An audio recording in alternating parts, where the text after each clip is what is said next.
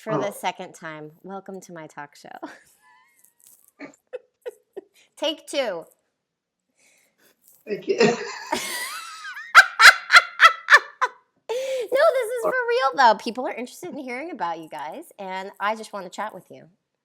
Yeah, we want to chat with you. You know how hard it's been to like find you on just a FaceTime? I mean, Gonzalo's the star of the New York City Ballet virtual season. Except That for is this past true. week. That is true. I mean, if you wanted to, you wouldn't have to come back and retire. I've even been thinking maybe I'll just be done now. That was a good show for me. I'm done. Well, I mean, it's going to be like a lot of work to get back. So, Are you like doing what he's doing? not exactly. I'm trying to do 2 things a day. So sometimes one of those other things is like a 40-minute walk. Right. Because it's like a toddler walk. I'm like with a baby. So you're doing ballet every day? I'm trying, but I'm really not. I'm teaching a lot, so I am doing tondus like Private stuff? private lessons, group classes. So you end up teaching, right? Especially on Zoom, they really have to see what you're doing. Dancing, yeah. Yeah, but it's not dancing that feels good for me. It's dancing to show, and that's a whole different thing. And my body actually kind of hurts now, so I'm trying to focus more on what I really need. But Gonzo, you took 2 classes the other day. Ezra, tell us Gonzo's schedule. No, he makes it up. He makes it bigger than it is. It starts like aggressively early for me because I'm in bed, and while it's not warm enough for him to dance outside, he's dancing like 4 feet away from my head in our bedroom. So you sleep through the whole thing? Sometimes I wake up and like force myself to go back to sleep because I don't want to like cross the camera lens of the Zoom and like be seen on my way to the bathroom, and I'm trapped in the corner of our bedroom. Or I'm like listening to like Philip Neal or like Craig. Mostly Craig. Yeah, mostly Craig. And yeah, so he does that class. Then what else does he do? But not every day. That's not. Sometimes he does, like, he's been doing these classes with Olga Kostritsky, and I walked in the other day, and he was, like, on his back, on the floor, lifting his pelvis up and down, and doing swan arms at the same time. She had you do that? The cool down. Haven't you done it? I did it once, and we did this amazing thing where you lift your legs, and I was like, this is how the Russians do it. Yeah, you do that every single class. And she has you go with your arms up and down through the floor and then leave the legs and then up and down so you feel your abs. I mean, Olga's class is amazing. So I usually just take 1 ballet class a day that I do. Usually 1, and it's usually Craig, or maybe it's Olga, or maybe it's Craig Salstein, for the people that are listening. Yeah, Craig Salstein, which is for New York City Ballet. And then Olga is teaching privates for a group of people. And then we also have been doing some privates, you and I, with Petrushka from JKO and also New York City Ballet. And if not, then I will teach after that, or maybe do... You do like the dancer training, whatever, sometimes. Oh, yeah, I like that too. We do the workouts. What's that? No, like... The Dirkouts. The Dirkouts stuff. Yeah. I mean, I have done that only once or twice, but today, didn't you do a marimba today? Today I actually did a marimba. So no one knows who these people are. So Dirk is one of our PTs at the ballet, and he's been doing these workouts, like they're half an hour long, Monday, Wednesdays, Fridays for the company, like cross training in tennis shoes, squats and jumps. And then marimba you see during the season even. For Pilates. Yeah, the Pilates. She's an amazing Pilates instructor, guru, but she just has incredible amount of knowledge. And I did acupuncture cupping on Gonzalo's back 2 weeks ago because my back was kind of bad. He was like, "You're terrible at this." I'm like, but he actually was pretty good. He was scared of doing it. It is. I get really stressed out when someone's doing it on my back, those little suction things that make a bruise. Yeah, I was like, I'm gonna rip your skin. He's like, suck it more. I was not. I mean, that's the problem, that these floors are so hard, as you know, that your lower back from the impact can suffer a lot. And anyways, I'm almost 400 million years old, so my back already suffers more. So a couple of weeks ago, I remember that I had bought this Chinese, cupping through Amazon. Like, I don't know. I have it too. And I haven't used it, only maybe once. And I was like, you gotta do this. So he did it, and he left me marks. I don't think that he did much, but we tried. I think that Lynn started some tea. Something's making noise. Oh, no, I know what it is. Okay. And what else have you been doing? No, so basically I usually do one class a day, and then I'm teaching, and through teaching most of the time, like you said, I have to show a lot of Okay, you're not doing anything more crazy than me. No. Yesterday, I think it was yesterday. It was yesterday. We took a class together, and then you were like, I just took Darla's. Yeah, I took Darla because, I teach for CPYB. Right. And he goes, and then he teaches, and then like, he's like, Essie, come here. Tell me if this is a good combination. And I have to go in the other room, and he's like, one. I actually changed his adagio the other day. He's not a lot of help, let's be honest. He wanted this adagio, for those out there that like it was like one. I think did I tell you this? It like started like he was like it was like a traveling like. Oh, step. Yeah. And I was like, where do you think people are going? Yeah, there's nowhere to go. This is not the time to walk. Well, you can always step under. It's more the motion. You're actually, creating some movement, and so you're not just going 1 and 2 and 3 and 4. Megan, I have to also send you like when I was making him like record the little footage for my architectural that video we did. He was telling him. Yeah, explain to everybody what you did. Okay, so, well, I mean, because I am a filmmaker and I'm bored and unable to do that much right now, I made Gonzalo do a little piece about how he's turned our home into his training facilities, and it was featured, on Architectural Digest social channels. But like I think they had some other people contribute, and it was like a really basic. I was like the overachieving student who like tried to like really turn it out. But that's you. Yeah, but he was like down for it because he complains all the time that I don't like feature him in anything I do. I don't complain. Yeah, he does. Always the last one, but I also. Well, he was the first person I ever like tried to film and like really was like but the guinea pig. He was the guinea pig, and now that there's production value or has been in like my more recent work, he's like, what happened to me? And I'm like, you're done. Right. But so this reminded me why, because he is terrible to work with, and like just tell the world. I think with everyone else he's not, but like with me, Megan, I have to show you these. I mean, let's be honest, that when he made me do this, he would be finishing the class, he would be like whatever his class was, and he'd be like, I'm disgusting, because he would like he films, like, I don't know if you do this, he's been filming his own classes just so that he can like redo the class like later that day. Oh yeah, I thought you meant to like go back and watch. Yeah, no, he just films himself to like self-correct or whatever, and then he gets really depressed. He thinks he's like horrible, like he's just completely disgusting. And so then I'm like, great, put on your like shirt and let's start shooting some stuff. And so then I have this like footage of him that I could never use because it was like, I'm Gonzalo. Well, first of all, you made me do these at the very end of the week, which I was so exhausted, and I was also sort of sick. Like I thought, I'm gonna do the outfit. I'm fighting something, and then he's like, no, today we have to go through all of this. But also, so you filmed that whole thing with the coronavirus? Pretty much. We don't know because we don't know if he even had the coronavirus. No, but I mean, like possibly. I mean, I was definitely not feeling great. He wasn't feeling great. But we had to get it done. And yeah. He's like my whole like production crew and the town. Like we, there's like a shot in there where like it's like from overhead, and that was like some duct tape on the ceiling, but like he was like hoisting me up to get there. So you're working on your partnering still. That's good to know. Well, plus also, it was.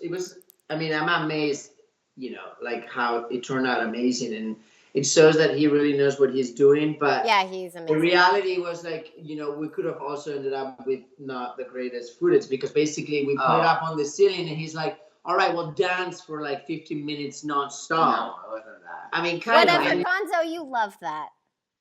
Yeah. I mean, You love no, it. but the other thing is, like, he's like looking at the most like innate, like ridiculous details of the shot. Like, all Architectural Digest said was like, show us the interiors and your cat. And he's like, well, when I look he good. like looks at the footage, just like, I need to do it again. Wait, my Ezra, foot was really turned in. I was like, I can't. Ezra, No, can we touch on real quick, like where you used to dance, where you trained, and how you got into this filming? Shoot. Yeah. So I was a ballet dancer, and I trained at School of American Ballet my whole academic upbringing, for 12 years, starting when I was 7, and then or like turning 7 or whatever, and then when I was 18, I joined the Miami City Ballet out of the SAB and with Edward Villela. And then I danced there for about 7 seasons. And then 8 years. Lourdes Lopez became the director of that company, and I did another season with her in Miami. And then Her first year. yeah. First year. And then after an injury and some time rehabbing from that injury back in New York, where I met Gonzalo and had some time to like think about other interests, I decided to leave Miami and to stop dancing pretty sort of abruptly for me. And I went to Columbia University and I studied film and I started working with New York City Ballet, actually, for the media department.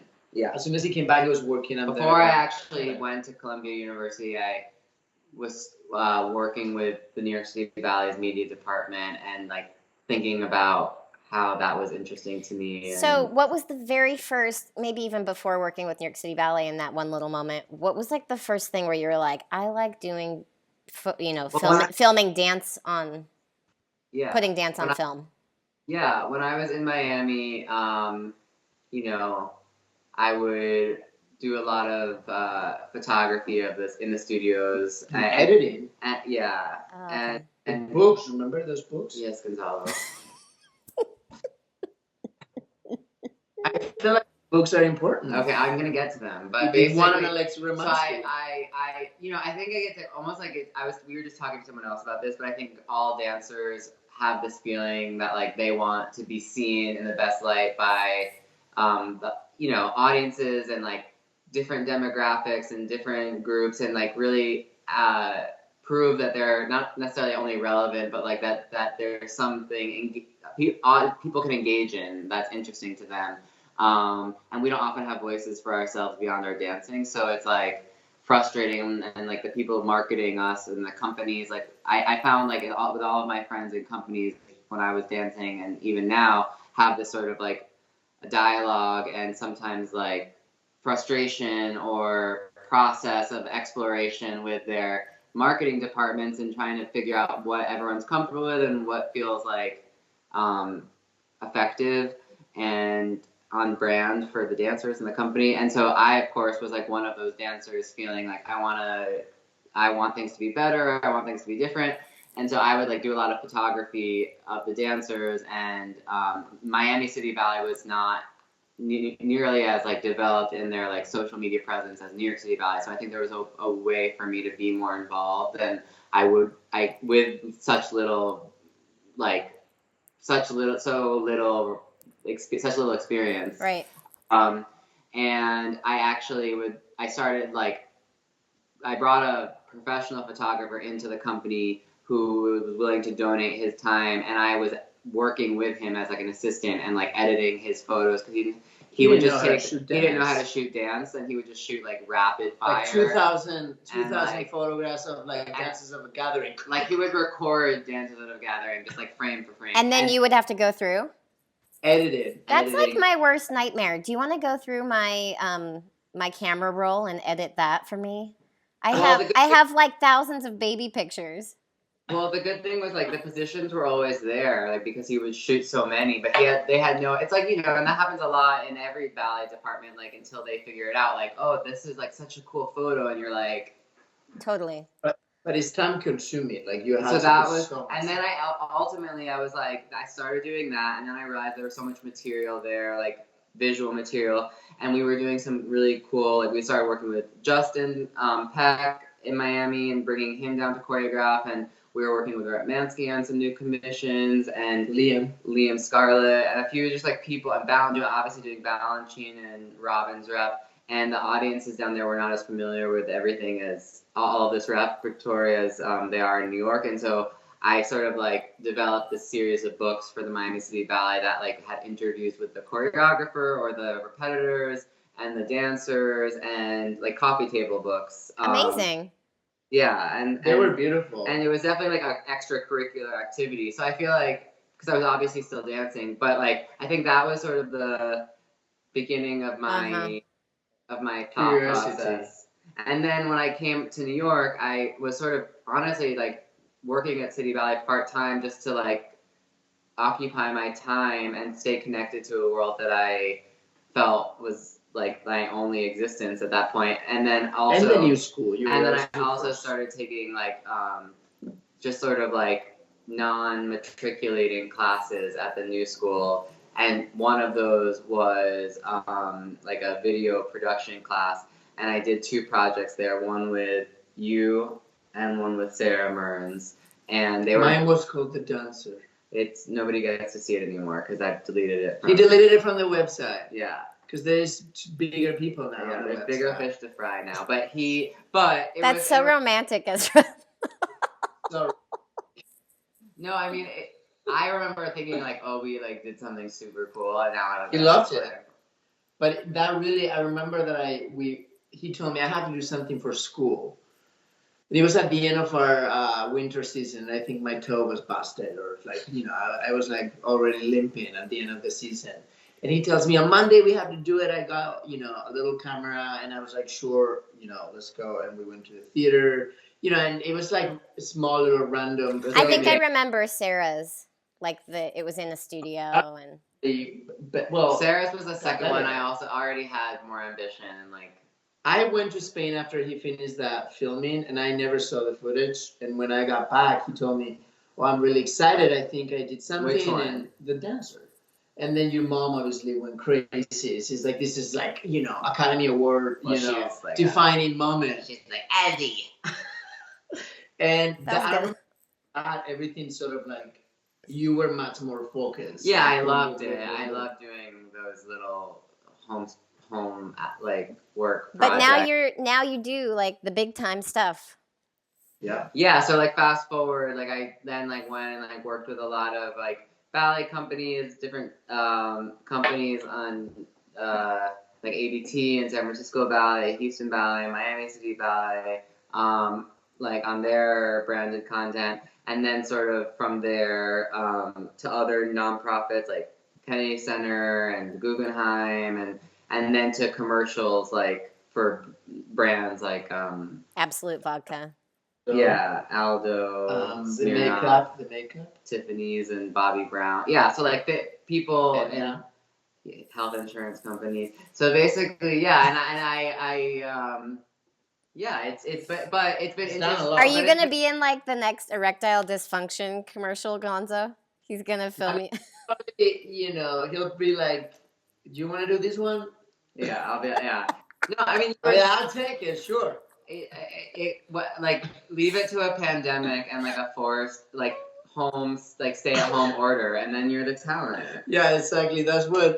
Your dreams are coming true now, Gonzo.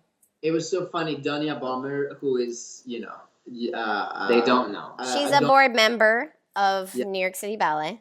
Amazing person. And, she saw us doing Rubies, and she loved it, and she emailed me saying, "Oh my God, you guys were flawless, and I enjoyed it so much, and I needed that, and it's so fast, blah, blah." She was like, "Great." And then she said something like, "Oh my God, and you're such a, in the meantime, you're like the breakout through star of the COVID-19. And I thought that was hysterical because it took like a world pandemic for me to be featured on one of your films, plus City Ballet. To be at the top of the casting every week. Yeah. Gonzalo's oftentimes on set with me. Yeah, like he's Behind like painting. All the time. I've heard about this. I did a project with Apple with Sarah Mearns and 2 dancers from ABT, and you were Sarah's partner. I was, but only because you also needed people to paint and take the hummus around and do all those things. And But then, the best part about that was like he showed up to the set, and that was like a very like all hands on deck. Like it was a lot of to be done from 5:30 in the morning. Yeah, and I didn't have like enough people really there like for the budget, and so that we had. I was cheap. Plus, you're a doer, Gonzo.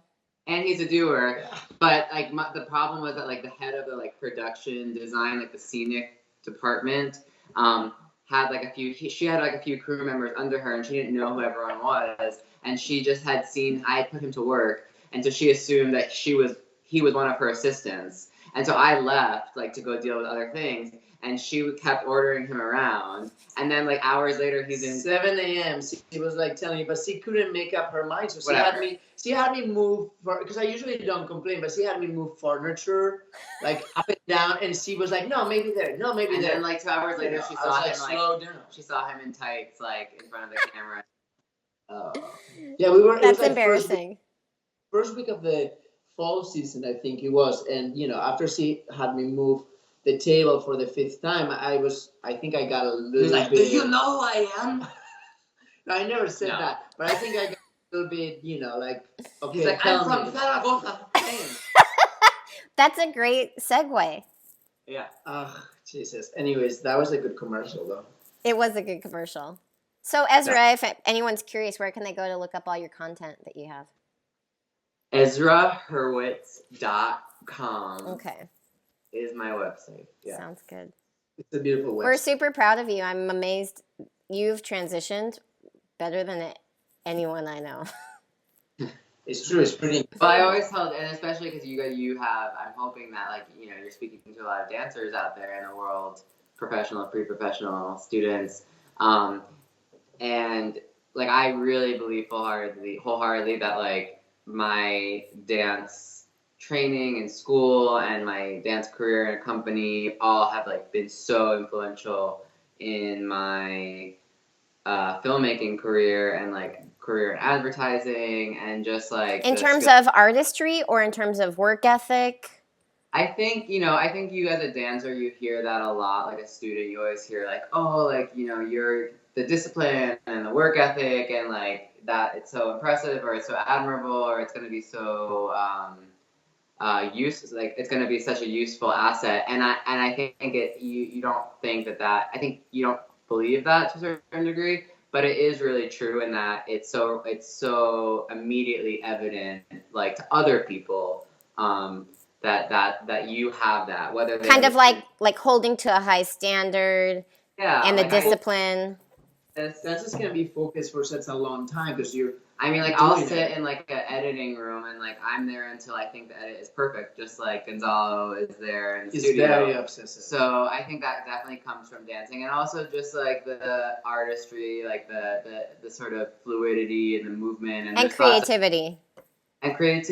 So yeah, because your stuff is really inspired. Like it's not just like.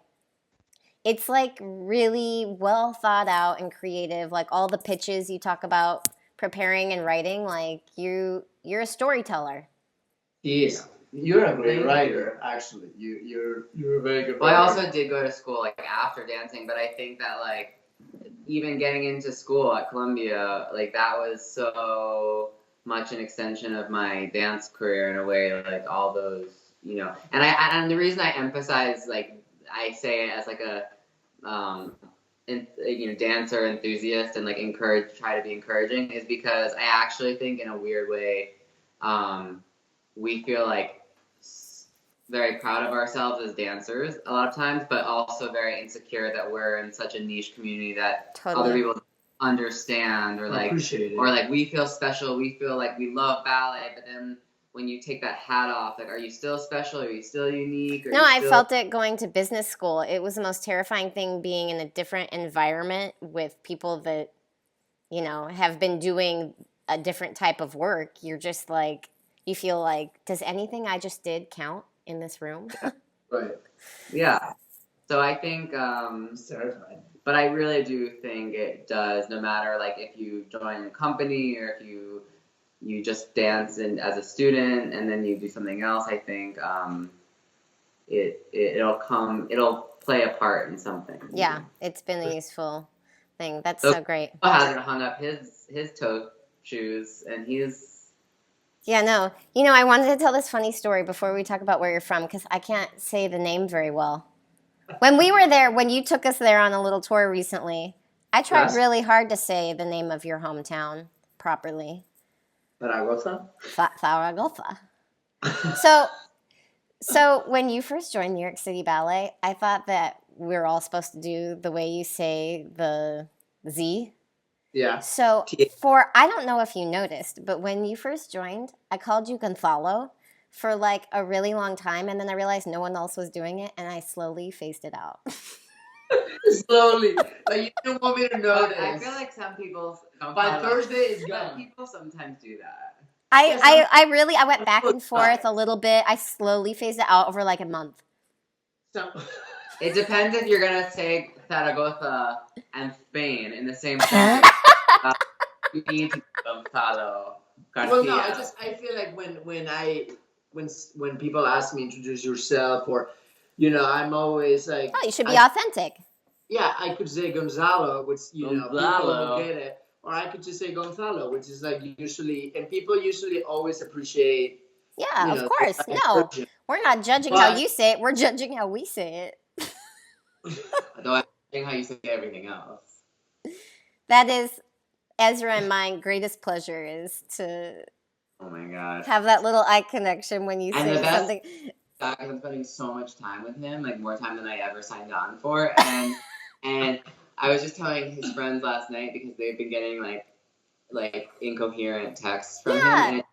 And that I use the microphone, and then he does like the I know text, and I know that I've realized because I've received them too, but I'm not always like present for like him sending them all day, and I realized that one, like I was telling Julio last night, like one, the Siri doesn't understand Gonzalo. No.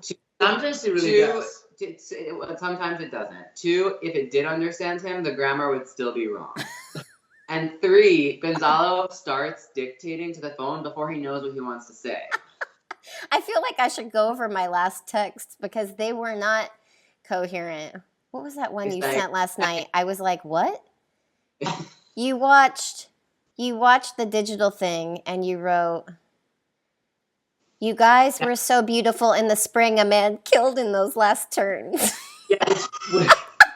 Which basically what it was, Megan killed it in those last turns. Megan, but a man killed those turns as well. I said Megan and he didn't hear me correctly, so it just said a man. Okay, let's go back to Zaragoza. That's right. You know, small little town. Not super small, but it's not like Madrid or Barcelona. And yeah, I was born there. I grew up there until I was 15. And then from there, I was lucky that I went to an international competition, the Prix de Lausanne. And out of that, I was able to win a gold medal. Oh! And a scholarship, which brought me back. The kids these days would go like that. Yeah, I don't ever understand. I don't know what it is. Anyway, so then I went back to San Francisco, which I had already spent a summer program there. But at that time, which was millions of years ago, they were not really taking foreign students on scholarship yet. You know, it was sort of like not something that they were really doing. So I went to the competition and then got a scholarship and a prize. And then I came back to San Francisco for the full year.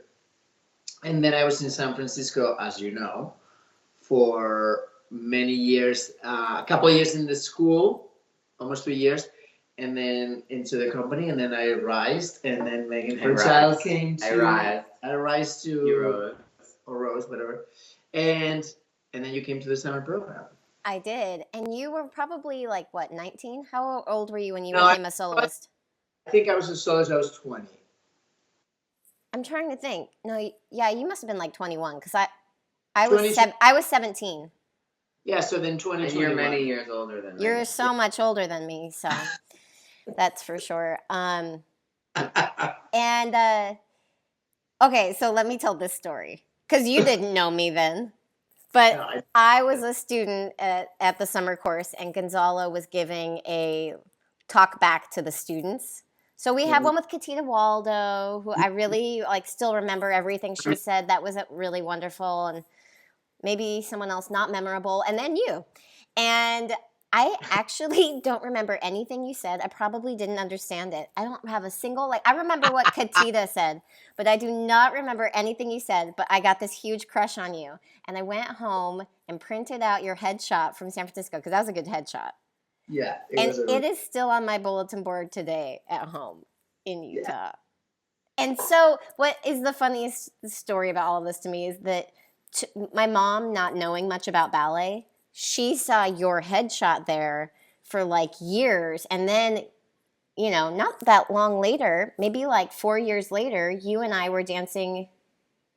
No. Well, it probably was more than 4 years. It probably it was way more than 4 years. 5 or 6 years. At that point, you became a principal. But I was still pretty in my early 20s when we did Nutcracker together. Yes, you were very young still. It's just So you moved through the ranks so quickly that by the time I got there, you were young, but you were already. That's true. That's true. You arrived and I was a principal. And the first thing that we actually did was not Nutcracker. The first thing that I actually remember you, because it was such a big sort of feeling. At first, I would come to class and I was a little bit terrified of meeting everyone. And I remember maybe after the second week, at the New York City Ballet, yes, I noticed you come in, and I was like, oh, this one's new. I haven't seen her. And then, as you know, I was supposed to go on a tour to Mexico with Ashley Bowder, which actually wasn't even my gig. It was a gig for Joaquin, who got injured. Then ended up being on my hand. Then I ended up dancing with Ashley, and then Ashley got injured the day before we were supposed to leave for a week on tour to Mexico. And then, I remember Ashley saying, you need to ask Megan. You need to ask Megan. I was like, I don't even know Megan yet. I haven't properly met her. I think you had done a coupe manège in class and run into me at the end once. I was like this at the bar. And I heard that he would be running into a lot of people. I didn't think anything of it, but I just remember I was a little intimidated by you arriving. Maybe I was nervous. I don't know. But I didn't go up and say hi to you at all. So the first time we ever really encountered each other was in this rehearsal for the gig. Yeah, I remember that Sean Lavery, who was there at the time, he says, oh, Megan will be great. She's going to come down and rehearse with you, in her hour off or something. So you came down and you were like, hi. I was like, hi. And we rehearsed for literally an hour. And the next day it was about Saipa. We were doing Saipa. And the next day, literally, I think it was 7:30 in the morning. There I was with Megan. At the airport. It's going to be so awkward for a week with, random person in Mexico with all these people. And it being so fun. It was so fun. Oh my God. Before we went on that, I was kind of in a limbo moment in terms of repertoire at the company, being promoted really early. I hadn't acquired much rep yet that I really did. It was basically if Tarantella was going, or if they had to cancel a ballet, they'd throw Tarantella on and I would do it with whatever partner was available. That was all I was doing then. And I actually was really depressed, in a deep dark hole, feeling really lost, oh, nobody wants me. And I read some inspirational self-help book, a week or two before this gig that made me be no, stay in it. And I remember randomly in class, like, you know, when you feel like you're not being used, you wouldn't like maybe do all of the things like, oh, I'm not gonna fouette a lot. Like, what's the purpose? And Right. I like was like, I did everything in class those 2 weeks. I was like, I remember really like practicing my fouettes and like making sure that I was like, no matter that I didn't have anything in my sights, I'm gonna really like work hard. And then it like, and then that just like flew at me. It was just like this weird meant to be thing. Remember, we went through so many places in Mexico, and On we a ended up. teeny tiny plane too. That was kind of scary. Yeah, but it was, and the people that we met that we're still friends with Like now, Irina and Max, I love them so much. Irina, Max, Karine, Sergey. Like, it was just like so many amazing people that I remember was within like my first 2 weeks working with the City Ballet, and That's then true. I was out on a gig, and I was like, this feels a little weird. But then, you know, it's like that's the amazing thing about being in New York, that all of a sudden, you know, you meet these people and you have them there forever, and Opportunities and connections. and opportunities come. And I think that was one of the reasons why I left San Francisco, was to be able to get more opportunities. And that was one of the things that really validated me leaving, because leaving San Francisco was obviously not easy. I had been there for 12 years. Yeah, and like your headshot is in like restaurants there. Well, one restaurant. Okay, one. Mexican, Spanish restaurant? No, it's the Hay Street Grill. It's a great restaurant. But they have a photo of me in Apollo when I first premiered it. Because the owner, she's a dance fanatic, and she supports the ballet, and she liked me very much. Well, you were a superstar. Well, you know. And now you're a superstar in your own home. Yeah, definitely right now that he doesn't have a lot of other talent. Right, and now you've spent more time in New York City Ballet than you were in San Francisco. I have, which is really, That is weird. because I'm still, you know, very much attached to San Francisco. But, you know, at first it was hard, and then I was like, I have to detach. And now, obviously, New York City Ballet, it feels so much like my home, and it's like, Yeah. I'm so glad I did it. I think the transition was so difficult, because New York City Ballet is like no other company in the world in terms of repertoire and energy and schedule, and Right. how are thrown in. And I think that it takes a minute to settle down, and it takes a minute to figure out what is it that you need to do to be at your level. And I feel like in my first year or 2 years, I was a little bit like trying to figure out. I was determined, but I didn't feel. It took a while. And this is Pincho. Oh my goodness. Was he sleeping already and you just picked him up? Yeah, he's sleeping, but he has like a random schedule. He'll like sleep, and then he'll wanna play for like an hour, and then he'll take another He's lap. gotten so big. He is big. He's so cute. Oh my God. Very cute. That's adorable. So Gonzo, when we got cast together that winter, or Nutcracker, to do Sugar Plum Pie together. So after all of these years, my mom has been seeing that headshot as she passes by my room. And I was like, yeah, I'm going to do the pas de deux with Gonzalo Garcia. And you are going to dance with Gonzalo Garcia? And I was like, wow, it really like had an effect on her, that photo being up for so long. I remember that the photo story. I remember that I had been, because that was the winter we finally got to dance in New York City Ballet together. Right. And then we went through the winter, and maybe I danced with you a little bit more, maybe not. It was sort of a random thing. I actually danced more with Bowder the first few seasons. You did. Remember, it was Brandenburg. Yeah, Brandenburg, and I did a tarantella with her. Oh my God, it was crazy. And there was like several of those. And then remember, we went on tour to Puerto Rico. Oh, yes.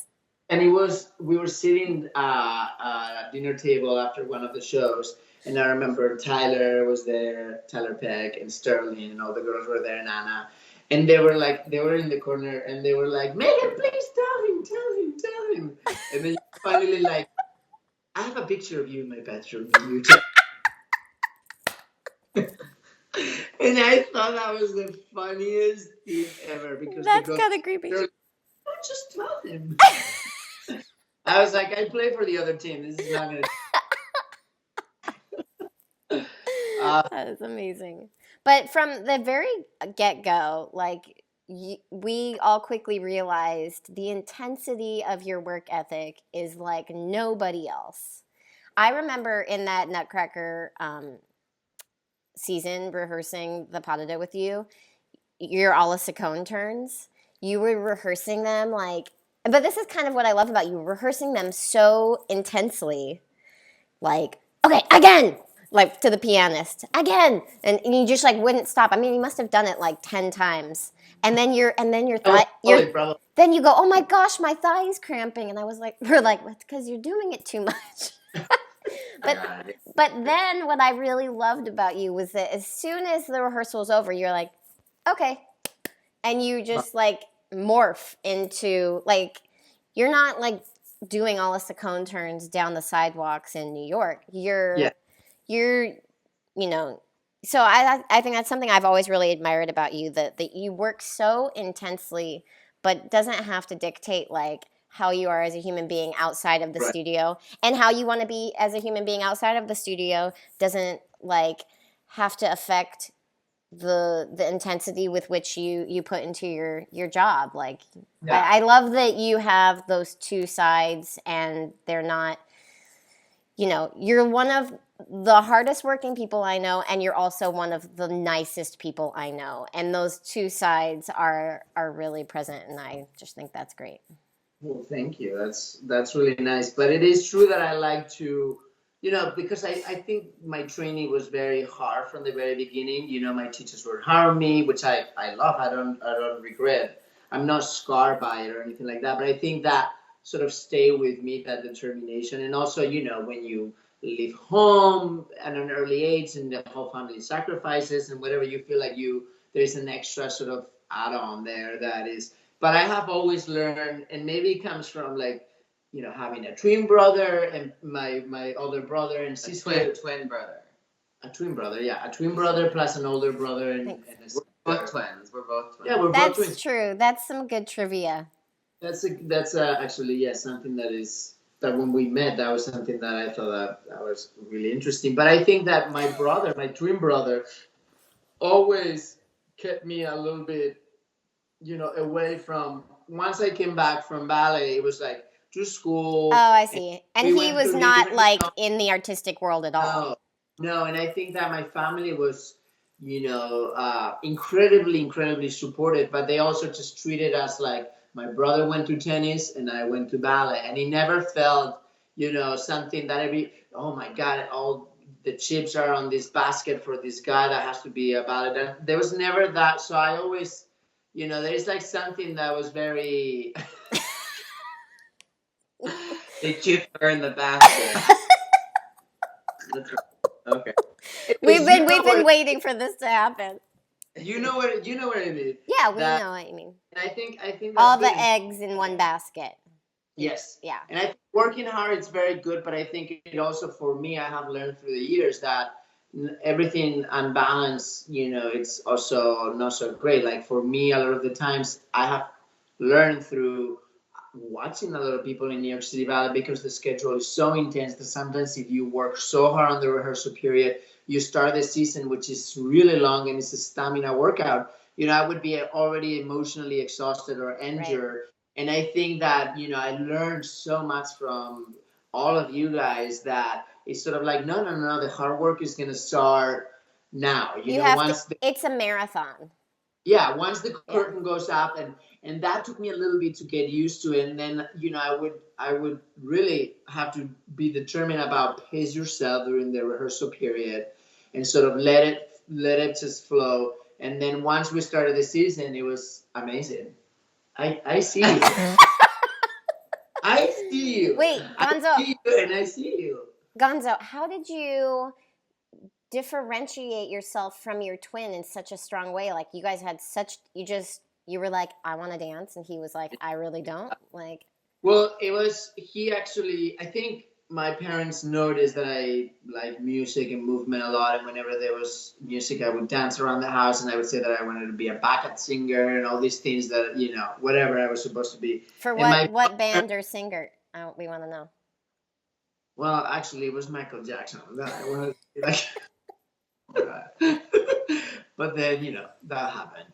But anyway, so my mom thought, I think my parents were sort of brave because they were like, all right, well, my mom's like, let's find a jazz school or a dance school somewhere here, a small place, maybe once a week and see. And so I remember that very clearly, that I was like 6 years old, 7 years old. And I remember going with my mom to a few places and asking, and finally she found this place.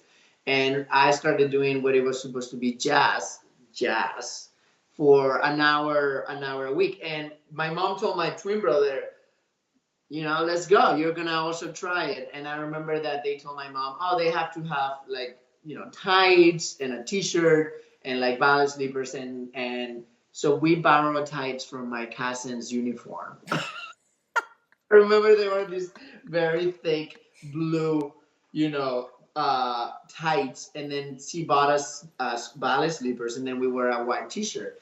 And my brother saw himself in the mirror in the class, and within 5 minutes he sat down and covered himself, and and I was living it up, just like you were like, this is where I want to be, this is it. And then my brother never came back.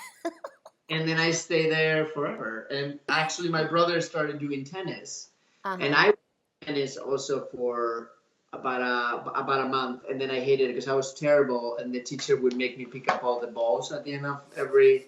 So I said, I'm done, bye. This is really entertaining with Ezra yawning right next to you. Yeah. No, I mean, I know this so legend. This story. This is really turned out to be an amazing interview. Gonzalo, I've always been curious who you worked with in San Francisco that you felt like really shaped you, because you were at the school for so long. And then, like, did you feel like you were really, like, groomed and well taken care of there? Like, they were always, guiding you? Who was it? Well, there was like several people, but my time in San Francisco I was incredibly lucky, and it's one of those things that sort of collide, with time, that was what was going on in San Francisco at the time, people that were moving on and all of those things, so it ended up being perfect timing when I arrived there. But obviously, there was a few people like, Lola de Avila, who was, the director of the school, or assistant director of the school. Why are you laughing? Nothing.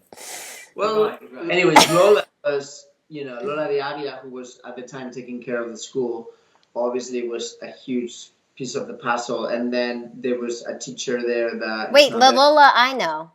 Yeah, Lola. Lola. Yeah. So amazing teacher, amazing person, and it's like a second mother to me. So she helped me get there. And she's Spanish, so that's helpful. Spanish, yes. So there was that connection. And you didn't really speak English when you moved out? No, not when I first moved. I think I had a pretty good a few years of school, but once you arrive at a place, the first few months you're like, what? I don't know anything, and then all of a sudden start coming out of you. But yeah, Lola was important, and then Jorge Esquivel, who was a Cuban teacher, and he was a famous dancer that used to partner Alicia Alonso for many, many years, and he was an amazing male teacher. He taught me. He was very masculine. He taught us all this amazing virtuoso dancing from the Cubans. It was. So were you guys turning with a bent back knee? Oh yeah, they were. Yeah, they were. We were turning with a back knee. And I had him for a summer program, and I was. No, but there was some Russians. Irina Jakobson, who was from Bogdanova, she was an amazing teacher, and we used to teach from a stretch. Interesting. So she would do both, because the Russians really do. They actually have done both. But yeah, we had that. There was, the style was a little different, but it was. I had a great Ricardo Bustamante, who was another principal dancer from ABT at the time, and Irina Jakobson. The school was very interesting at the time, and so I was very lucky. And then Helgi liked me. I was 15 years old and sort of promised young talent, and he right away did a piece for me in the workshop. It's the last time he actually choreographed. Oh, wow. And he did a piece for 3 girls and 2 boys, and he did a little solo for me. So it was kind of, I didn't realize how amazing that opportunity already was. I remember people telling me, "Oh, you're gonna work with Huggy," and I was like, "All right, like Right. what does this mean?" And then he came and he choreographed and so he worked on me already at 15, 16 years old, and he did all this solo. So him and I already started a relationship without me knowing. So a few years later, when he offered me a contract, which at first I said, I don't know that I'm ready. I was 17 and I thought I need one more year, and I told him, I said, I think I want to stay one more year in the school. I have things to learn still, and then I don't want to stay in the core. I want to be able to be really ready. And he was, I think, taken by that sort of response. But he says, okay, well, let me figure it out. And within 6 months, I was so ready to be in the company. Like I was like, oh my God, I made a mistake. And then there were some injuries, and I already was performing in the school. And then I signed the contract right away. So it was sort of, an amazing time when I got there. And then Helgi really did give me so many opportunities. I think there was some people that were moving on, retiring, and so I came in at the right time. And then I was incredibly lucky that I danced with very senior ballerinas that right away that they, when you dance with someone that has Wait, a lot of give me experience. their age difference so I can process what I would feel like. I got to dance with Tina. Tina must LeBlanc. be Tina LeBlanc now. I think she retired. She was 42. I must have been. Yeah, we were maybe like a 12-year difference. Oh, that's not that much. Yeah, it's not so. No, but more. I think more. Okay, 40. You were in your 20s. No, I want to say that. Yeah, I was 20 and she was like mid 30s or late 30s when I was like started dancing. So at the time, I think it depends when you see it in your life. It seems not as much, but when you are really 19 and she's like 30s, and that then the difference, the artistic experience is very Totally. No, totally.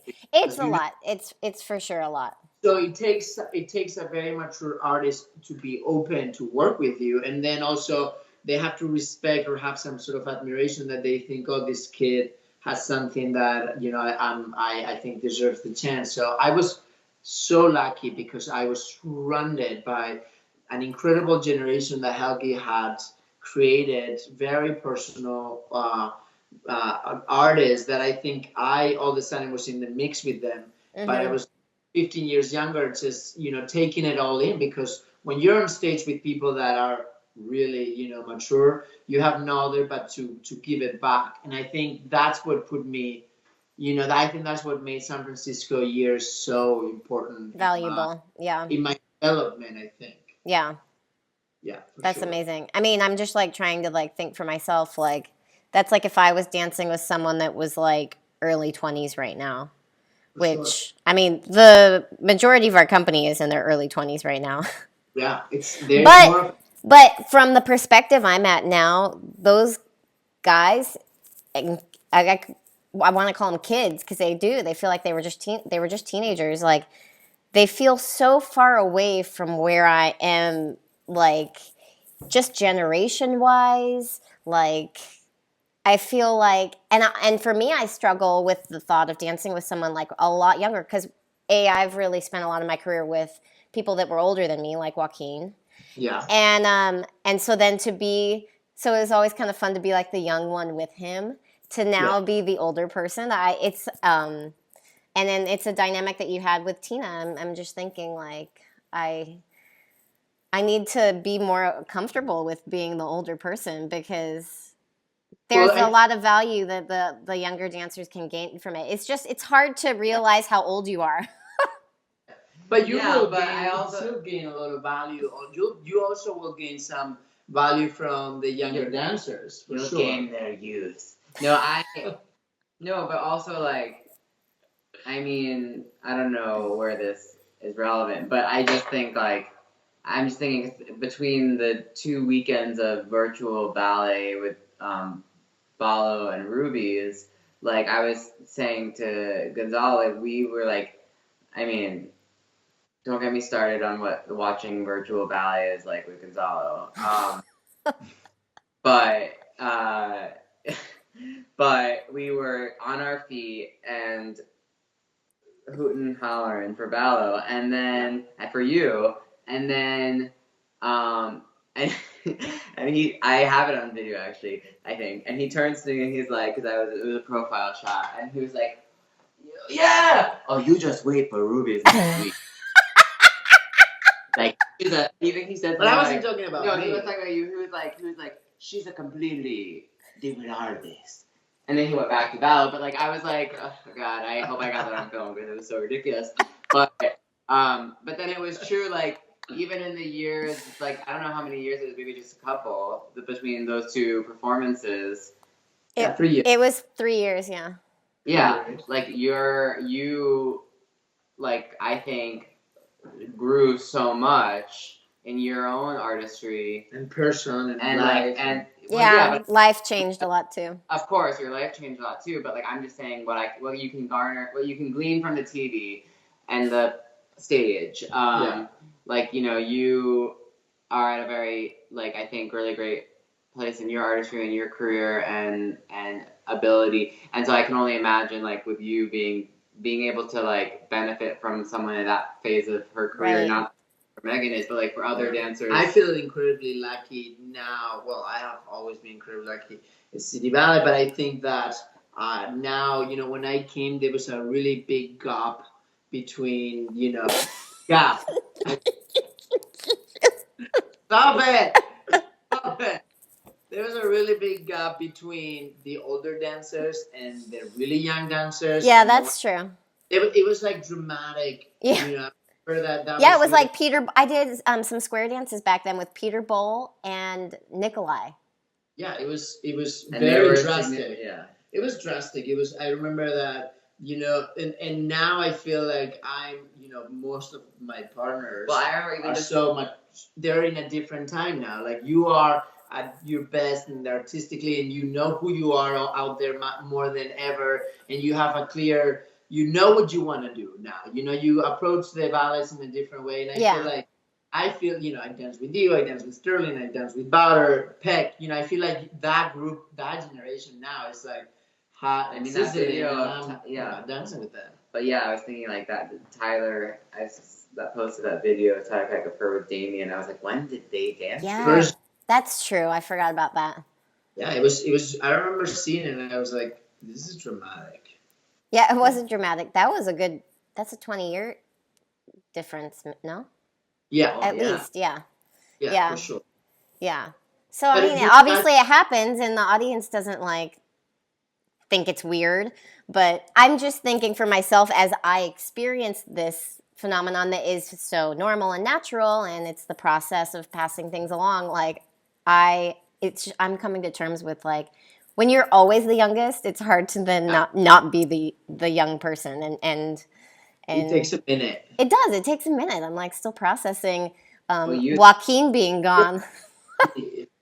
When I arrived to New York City Ballet, all this time I was in San Francisco. I was sort of the young principal for many years, and right. I always had older people than me in many ways, which was that generation that I was so lucky to be part of. But then when I joined City Ballet, these kids were 21, 22, and they would, and kicking it, and they would look at me and they're like, "You're 27?" Oh my God, It was really, it was the first time that I was like, oh, I'm not the young one anymore. But to prove your point is someone like Damien who ended up dancing with Tyler, and they were 20 years difference. They really only danced his last year of his career because Jenny Ringer was pregnant and many people were retired, and some people were injured, and I think that he needed new partners. Yeah. You know what I mean? Yeah. That's gonna, you don't have to think about it yet, but you're already thinking about it, and it's happening. Your partners are, retiring or collapsing. So here we go. You have to find other partners. You got a bionic. Yeah, you got a bionic foot. What else can we get? That's true. Amazing. It proves that it always keeps going. What was something that shocked you when you arrived to New York City Ballet that you didn't expect how it would go, or something that surprised you pleasantly, whatever it was? The thing that shocked me, I think, the most was because I think I had only worked with San Francisco Ballet. It was really the only home that I knew. And in San Francisco Ballet, they have this luxury, which, it's also can be a problem, that you do spend a lot of time preparing the ballets that are going to go for the season, which is like the majority of the summer, even the fall, until you start performing. And I think that, it's nice because you have time to marinate the ballets, and then you pick them up later and all that, and you have time with the choreographer or whatever. But then at the same time, you're not performing long enough. I think these ballets that you learn, and in City Ballet was almost the opposite. That you would learn. Especially for me, that was a lot of new rep. That I would learn things really quickly, and then in a week, I was like, oh, in 2 weeks you learn it, and you're on stage, or even sometimes even less, because how our schedule can, so that definitely was drastic. Maybe that's why we all think you rehearse so much. Yeah, that's a big part of it, because I especially at the beginning, with the fear of wanting to make an impression, and also noticing that you don't have enough time of rehearsal. Yeah. Bit of on a panic mood, which is not great. Can we talk about how long we spent rehearsing La Source? La Source, we could have rehearsed a little more. I was like done with it by the time we did it. First rehearsals, it was done with it. Wasn't that she walked out on you? No, that was a rehearsal of Swan Lake. Oh, it was Swan Lake. When she was like, hold on a minute. I take it. I know it's no joke. Oh no, this is what it is. You said, like, I kept not remembering the choreography, and it's a full length ballet. It was approaching, but it was like a month away, and we had La Source rehearsal for La Source that night. That's why I got confused. Yeah, we had like back-to-back Swan Lake and La Source, and like I kept coming into rehearsals being like, wait, how does it start? Like the fourth act. Like I just was like, can you tell me again, Glenn? And it was like over and over. I was annoyed with myself, and that's part of the problem. And then he said some little comment like, well, eventually you're gonna have to figure it out, or it's a full-length ballet, so we're gonna have to eventually. And I think they say, Swan Lake is no joke. Yeah, something, or like eventually you're gonna have to like get here, like. And I I don't know why I find La Source incredibly exhausting and stressful. It is, you do two pas de deux, two variations, a very long, coda that feels like a third variation.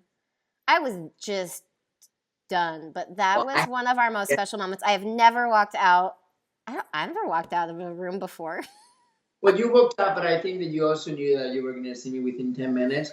So I sort of wondered, all right, so how is this going to go? Because we got to put like pink costumes on us right now. Wait, so I went downstairs in my dressing room, and it was like so dramatic when I was like, I'm gonna work hard, just and I went downstairs, and I was just like totally calm, and I looked on my phone and I studied the Swan Lake choreography. Meanwhile, Gonzalo like finds me on the street. He's like, no, you came in. Megan just left it. We have a La Source rehearsal in like 10 minutes. I don't know if she's gonna come. Do we go home? Should I get my bicycle? I'm like, I remember we survived it. But that's one thing that you're very good at. That you'll have like, you let it all out, whatever, and then all of a sudden you're like, I'm game. And then we were fine. I maybe it would be better if it didn't explode like that, but. No, but you know what? Maybe not, because that's how you sort of let tension and things and frustrations or whatever. But then once you're game and you're there, you're incredibly determined. Like you're one of the most determined people ever. And I say that about you and many of the New York City ballerinas. I think I've been impressed by so many people when I got in the company. But getting to dance with so many of you, I saw this determination and sort of almost fearless, sort of quality that, these ballerinas had, that I was so inspired by. Ruthlessness. No, but, definitely fearless, I think, most of you. And even with the men, of course, for me to join the company and have Joaquin, by my side, watching him dance, he was someone that I, absolutely just completely idolized, because he was just an amazing dancer. we would fight sometimes, but And he was probably like the only other one that hadn't like gone through AB and like. yeah, we had things in common for sure. Yeah, you both joined the company almost at the same age. Yeah, we definitely. So that was really nice. But with that said, I had already met through Christopher's Morphosis half of the principals because they were already dancing there. Right? Like, it's amazing because I see him on the iPad laughing. I don't always have someone to like.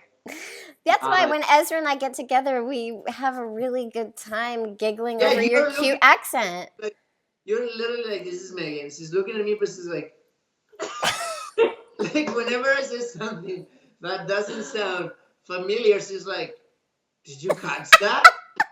But Gonzo, this is what you don't know is we do this all the time. You just don't see Ezra on the iPad every time. When we're in person and Ezra's there, we are having the best time. Oh my God. Well, I'm glad I'm here to help. Yeah, we really enjoy you. Hawaii was amazing, yeah. What was one of the ballets that when you did with New York City Ballet was like incredibly special to you? I mean, you did a lot of huge things at San Francisco. It's almost kind of like hard to top it once you get here. But I could understand how it would maybe mean more here. It's a bigger audience, bigger kind of venue. But what was something that you hold on to as a big moment for you at New York City Ballet? Well, I mean, God, it felt like there was just, so many things. But definitely, I had danced a lot of the Robins, and I love those ballets. But there was a few Robins that I hadn't danced that season already, which was the Robin celebration. That year, that's when I did my first Opus 19 with Wendy, and I remember Wendy in the fall gala after we did actually Grazioso. Peter's Garcia was my first show ever with the company, and it was at the Gala, and it was such a difficult ballet, and it was created on me, and it was with Powder and Danny and Andy. It was like sort of like people that I like, mean so much to me now. Well, it was like a little competition going on. Yeah, it was incredibly hard, and it was sort of like, oh my God, I feel like we're competing with each other. Could you imagine Powder trying to jump higher than all of us? Combined and like all of those things, and I think that was very special, but it was terrifying in some way. And then I think that gala, I remember Wendy telling me, "Oh, I have something for you because I think you're gonna be great at this." And she never said what it was. And then 4 months later, that came up in the schedule, and I remember Joaquin came and he said, "Oh my God, everybody's talking about it and everybody's so jealous," and he named a few people that were not happy about the fact that it said Opus 19 Garcia Wellen together. And I was like, what is this? And he says, "Oh, it's an amazing Robbins ballet and everybody wants to do it." Wait, you never did Opus in... No, they actually have done it after I left, a few years after I had already done it here, but they have never, I didn't know anything about it. So Susie Hendel, who I knew from San Francisco, who taught me Dances of Gallery in San Francisco when I was, very young, means so much to me, herself as a teacher, as a person. And then all of a sudden I found myself in the studio with her and with Wendy in one of the ballets that has turned out to be a very special ballet for me. So I think that was very significant. And then I got to do my first theme and variations with the New York City Ballet. I never did it in San Francisco. Oh, okay. I was never casted. Who were you cast with first? Was it Abby? I was with Powder in Bastille. We premiered together in Paris, in La Bastille, and that was amazing. And I thought, I was questioning, I was like, am I capable of doing this? And Meryl and Sean were rehearsing us, and it's a stressful role, and it was also stressful for Ashley. It was, That's right. You guys debuted it there. Gosh. We debuted it there, and it was a really amazing experience. And so I have those two as like first things that when I came in sort of happened almost like right away, and those meant a lot to me, I think. Yeah. Do you remember when the curtain went down after we did that theme and variations in the Gala recently? Yeah. What happened? Did we tell you what happened? He goes, "We did it!"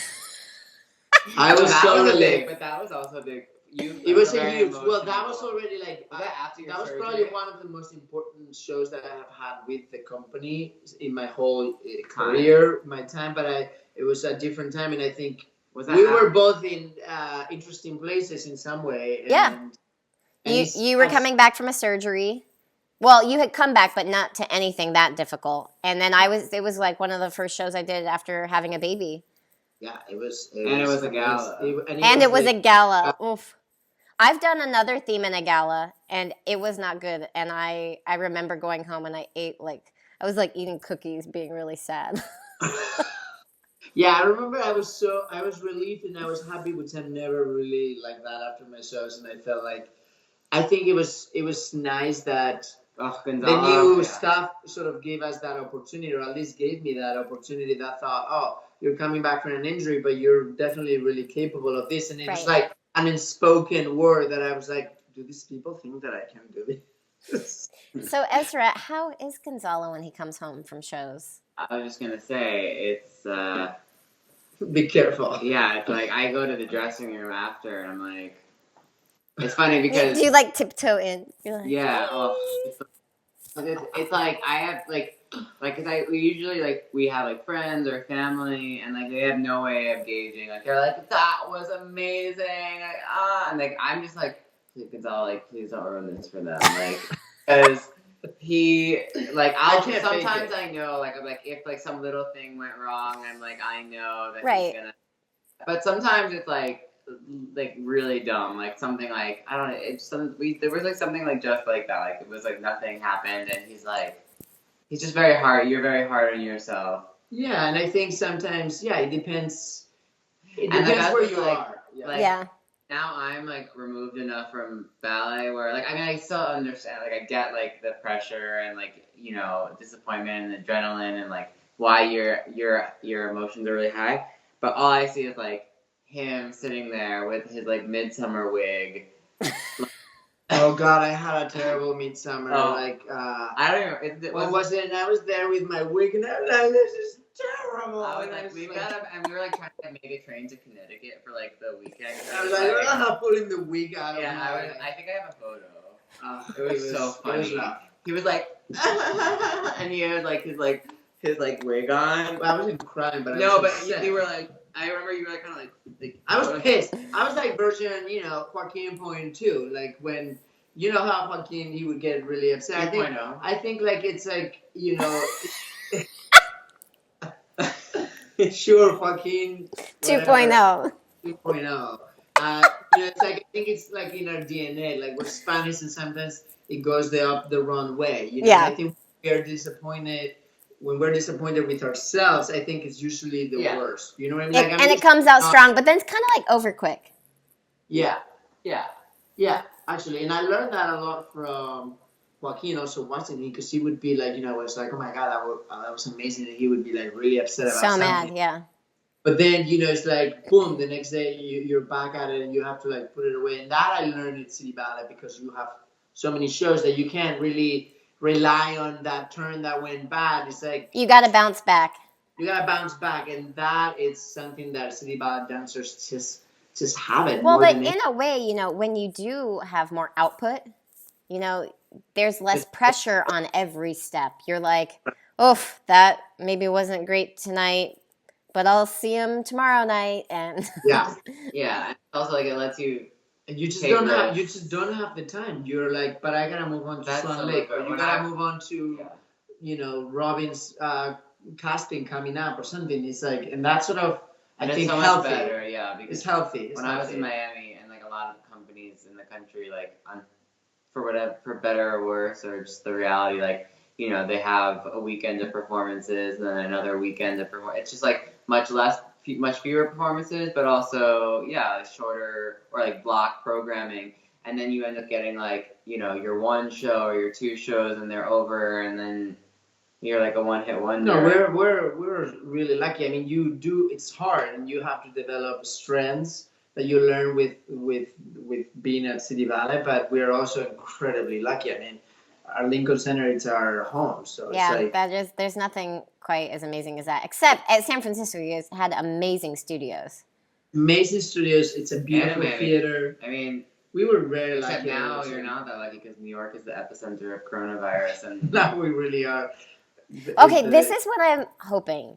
Like, okay, we're not gonna like perform anytime soon, right? No, there's not gonna be huge gatherings. But like, don't you think we could, once like we start going to like phase 2 in New York City, don't you think we could like do like 5 people in the studio at a time?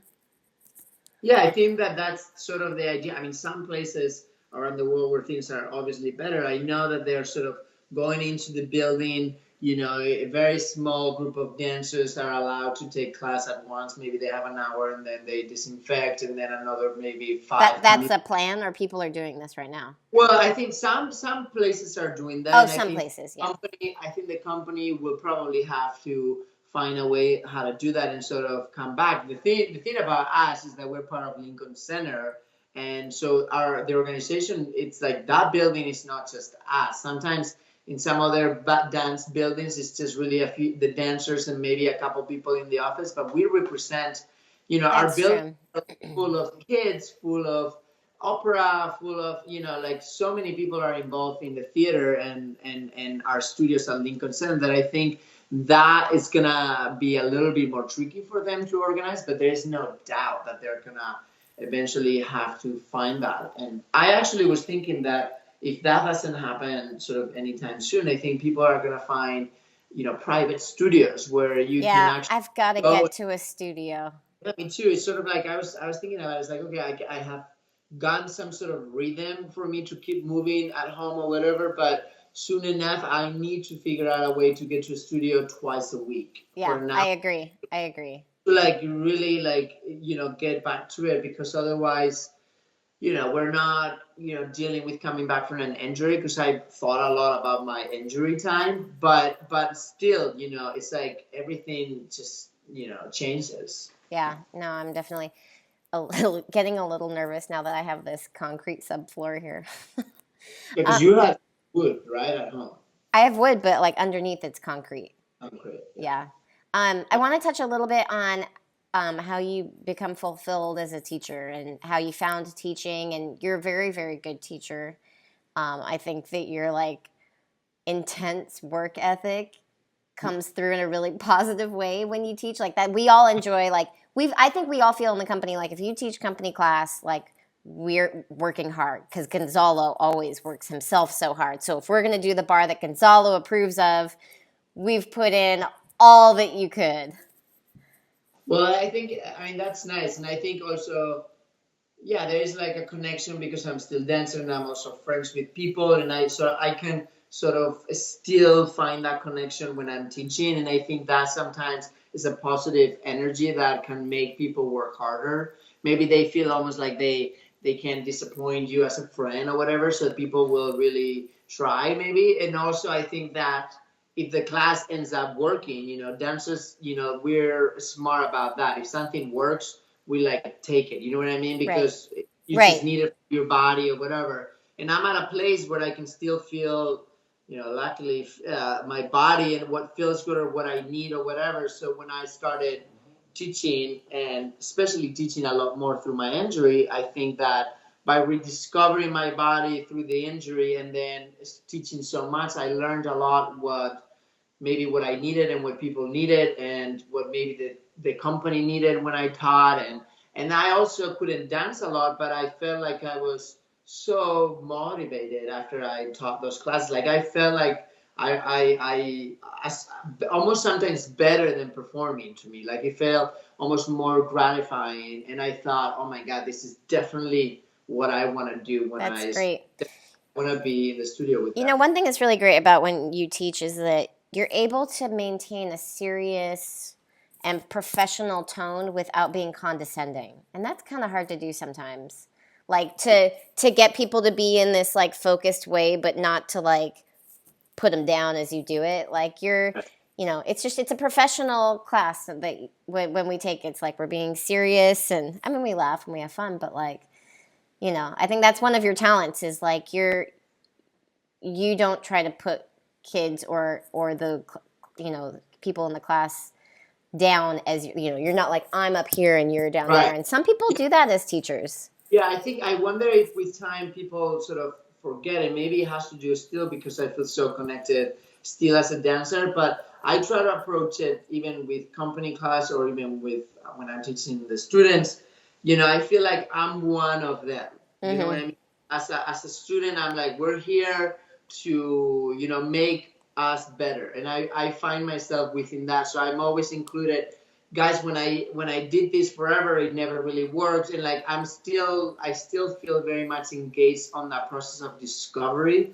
And I think when you have that, then you can sort of convey that in a different way, that when you forget about that and you sort of put yourself, well, this is what I want, this is who I am, this is what I want to teach, and this is what I think that maybe you become more radical about things. I hope I never get there. I hope I never lose Yeah, no, that. you really are flexible as a teacher. I think that does come across. Can we touch a little bit before we go on what the injury was? Because we keep mentioning it. Yeah, the injury was basically my second and third metatarsal heads were sort of destroyed from dancing because, as you know, and many people know, I have bunions that have sort of created a lot of problems in my in my foot, and also been actually the bunions also have been sort of a safety thing that it has made my capability of dancing a lot longer in many ways, but my ligaments were, especially the third ligament, was completely gone. So my toe was sort of hanging, but It was like floating. it was sort of floating in the pictures. But my pain was not on the third toe; it was actually on the second metatarsal. And they put a pin through your toe.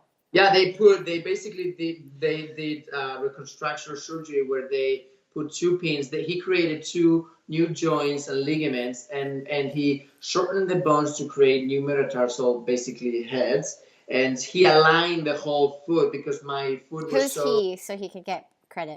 James O'Malley, who is an incredible ankle and foot surgeon here in New York, that did. Guys, we're almost done with the interview. Okay. This is crazy. But yeah, so Anyways, James O'Malley, an incredible surgeon who basically saved my career, and he was incredibly determined. When I went in there, I thought that I just was going to get a cortisone shot so I could do my Nutcracker gigs. And he says, "Are you crazy? How did you walk here?" And whatever. Wow. Because I need to do surgery right away. And I was like, bye. I left, and I talked to Marika Molnar, who is the physical head of Westside Dance Clinic, and basically he said, if you don't do it now, you're not gonna be able to. I won't be if we don't do it now, and you come back in a month. I don't know that I'm gonna be able to fix it. But if you come back now, I'm gonna give you plenty of years of dancing where you can decide when to retire. And I was like, I just want to dance a couple more years. What are you talking about? And he says, no, but you'll decide whenever you want to do it, and this food will allow you to do it. And so it took a bit of thinking about the surgery, but I didn't really have any other choice. As you rehabbed, like marine, like I had a it was like pins like for months, like sticking out of his exposed Two. toes. I didn't work for 3 months. Like I couldn't put weight on my foot. And actually, one of our friends, like for months, had requested that when the pins get taken out to like film It was it. Reed Berlin. Yeah. He wanted to see it. But that was actually not painful at all. And I was actually so lucky because they said you're going to be in pain through the recovery after surgery because he was pretty major and he looked pretty crazy. But I was so lucky. I actually didn't have barely any pain through the first a few months. It was really when I started to be able to put weight on and try to start dancing that it was very different. challenging. Yeah. And different. And in many ways it was better, but because I had danced so incorrectly for so many years Yeah, that's hard. that took a while. But I mean, James O'Malley, he's my angel. Yay for him. For sure. Okay, you guys. It's late. I'm gonna let you go. But that was just what I needed. I hope you edit the shit out of this interview. Oh no, I'm not editing anything. Except maybe that swear word. I might mute that for the kids. All right, kids, we love you. Yeah. Stay positive, everybody. Yes. Take care, guys. Thanks so much. Bye.